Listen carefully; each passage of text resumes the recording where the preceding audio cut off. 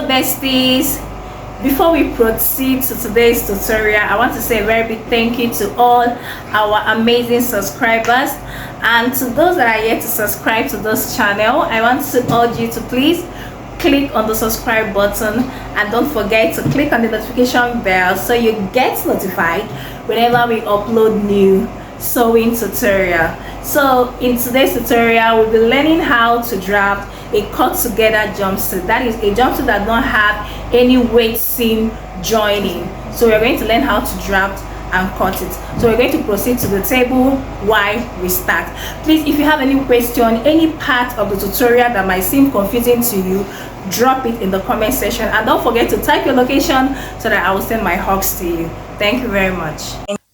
So I didn't know that the video wasn't actually recording when I was marking out those lines. So I'm going to explain the lines that you're seeing on the screen. So starting from the starting point line, I marked 5 inches inwards, 5 inches. So that gap that you're seeing there is 5 inches, and that's where we're going to mark our crotch extension. After which I marked my shoulder measurement divided by 2, that is my shoulder width. Then came down by 1 inch shoulder slope, then marked my armhole depth of about 8 inches. So the next line is my shoulder to bust point, that is the next line. After which the second line is shoulder to waist measurement, and the third line is shoulder to hip point. So that is basically the lines that you are seeing here. Now the next I'm going to mark is my neck width. I took a neck width of 3.5 inches for the neck width, and for the depth I mark 3.5 inches for the front, and for the back I am taking a neck depth of 10 inches. I want it to be a V at the back. It's going to be deep at the back, so the back is 10 inches. Now at that point I mark 10 inches. I'm going to mark 1 inch for my zipper allowance. That is for the back. The front does not have any zipper allowance. I'm marking both the front and the back on the same pattern paper. So the zipper allowance I'm adding is just for the back. Okay, so I'm basically going to connect all the lines together.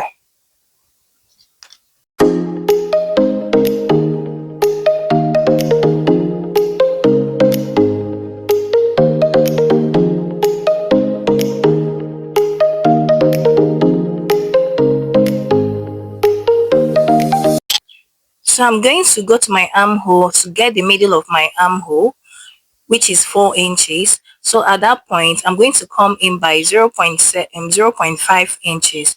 Then I'm going to use my curve ruler and connect the curve to make my armhole depth.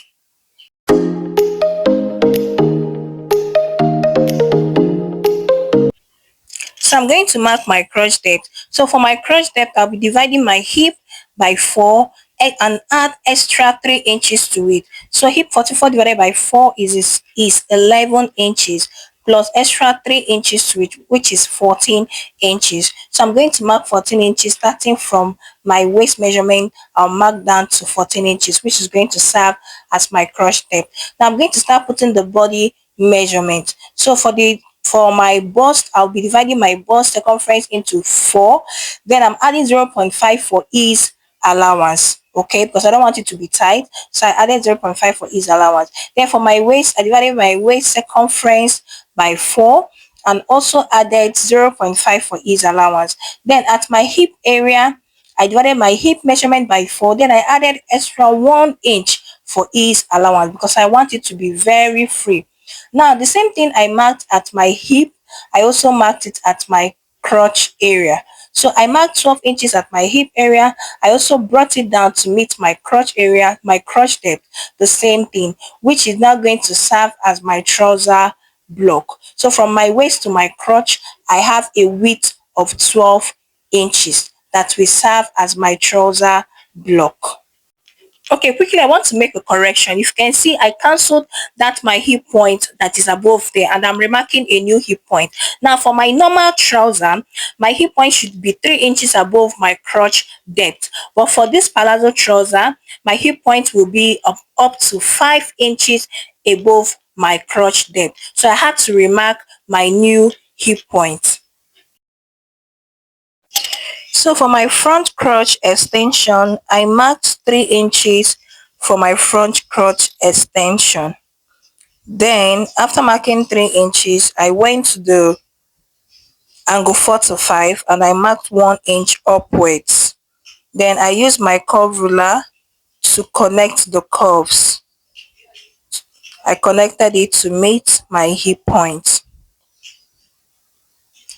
So that is all for the front crotch extension. So for the back crotch extension, I added 1.5 inches from the front crotch extension. Remember, initially I marked 3 inches for the front crotch extension. So from that 3 inches, I added extra 1.5 inches, which is going to serve as the back crotch. Then I came down by half an inch from the crotch line. Then I went up by 2 inches for the back. Remember, for the front, I went up by 1 inch at the angle 4 to 5. But for the back, I went up by 2 inches for the back. Now, I'll connect the cuffs. I'll connect it to meet the line first before I will take it upwards to meet my hip point.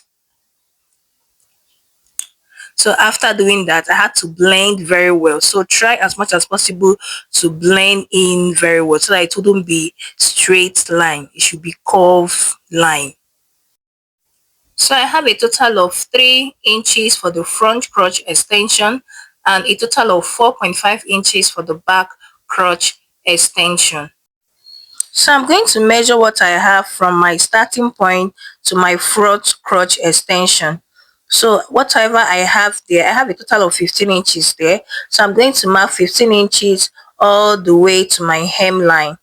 So I'll mark the 15 inches from my crotch line to my hem line. In this particular outfit, there is no need for having a middle line, a center line, a gator line because it's a palazzo jumpsuit. So we are marking it all the way down from the front cross extension all the way to the trouser hem.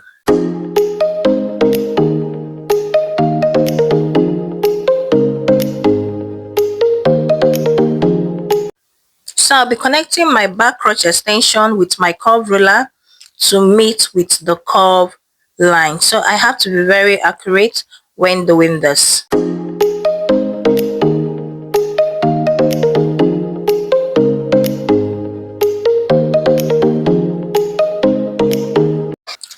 So at this point, I'm going to extend my zipper allowance down a bit. So that is the particular spot where I want my zipper allowance to stop. So at this point, we are done drafting. So I'm going to cut out my pattern, take it to my fabric and transfer it on my fabric. So you're going to cut out the back pattern of the palazzo pants, after which you now cut out the front pattern. So while cutting out, remember to add 0.5 inches at your crotch area, round your crotch area. Then you now add your seam allowance at your side area. Also add 0.5 inches as your shoulder area for the joining. So I've gone ahead to cut out the sleeve and also weave the edges. I'm just managing the fabric, so I'm just going to fold it once. Then the next thing I'm going to do now is to start joining. So you can see that the upper bodies, I have a lining that I'm going to use as my interfacing. So I'm going to use a lining to turn the front neckline and also the back neckline, and don't forget to top stitch after turning it. So at this point, I've joined the material and the lining together, and I also went ahead to notch it. Please, anything that has to do with a curve, notch properly to avoid it squeezing. So after notching it, I went ahead and top stitched it. So at this particular point, I have to use my lining to close up just to create that opening at my center front. You know that your center front must have a joining, so that's why I say you should add 0.5 inches for the joining there. So after closing it up, this is what I have.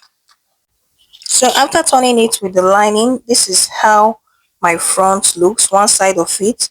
This is how it looks. So I'll proceed to turning the other area. Now look at how neat it is. Now I'm going to the back area. I've already turned the back neckline. Remember that it is a V neckline. Now I'm going to join the front shoulder and the back shoulder together. So I will use the lining of the back to join the two shoulders together. I want the shoulder joining to be concealed. Okay, so this is how it's going to look. Very neat, very neat, as you can see. So we are done concealing the shoulder joining. So the next thing we are going to do now is to join our side seam together. After joining our side seam together, we are going to join our crotch. We'll join the front crotch separately, then we will join the back crotch separately. So when after joining the two of them separately, we are going to join them together. So we'll bring the front crotch and the back crotch, place them together as you see me do on the screen. Use a pin them down together. So we are going to join them using 0.5 inch. Remember, that is what you added while cutting, unless you added more. So you join both sides with 0.5 inch till the hem of the trouser. Okay, so once we are done joining, we are going to attach the sleeve to the armhole. So you bring your sleeve. I'll fold it in by 0.5. Yes, I'm going to fold it in by 0.5. I'm just managing my fabric. So once you are done folding it, then you bring the place that you notched at your middle cap, place it together at your shoulder joining, and then you stitch from that particular place to your end of your armhole depth. You do it on both sides. So the next thing I'm going to do now is to cut out two straps that I'll be using as my belt. So I want to attach a belt to this palazzo pant just to have a tight fitting at my waist area. So you can cut out any width that you want as your belt. You can cut out any length you desire as your belt. So I've joined it. I went ahead to join, after which I've ironed it out very well. So after joining, please use your pressing iron and press it very well. So the next thing I'm going to do now is I'm going to attach this thing to my palazzo pants. So I would go to my waist area. From my half length, I will come down by 1 inch. Do not attach it directly on your half length. My half length is 17 inches, so I came down by 1 inch, which is 18 inches. So it's from that point that I added the belt. So we're going to join. This is our last joining from the armhole to the hem of the dress. So after joining it, we're going to fold the hem of the dress. Sorry, I couldn't shoot that particular spot. So after folding the hem of the dress, that means we have come to the end of this tutorial. Thank you for being part of this tutorial. Do well to hit the subscribe button and also click on the notification bell to get notified when I upload the next video. Thank you.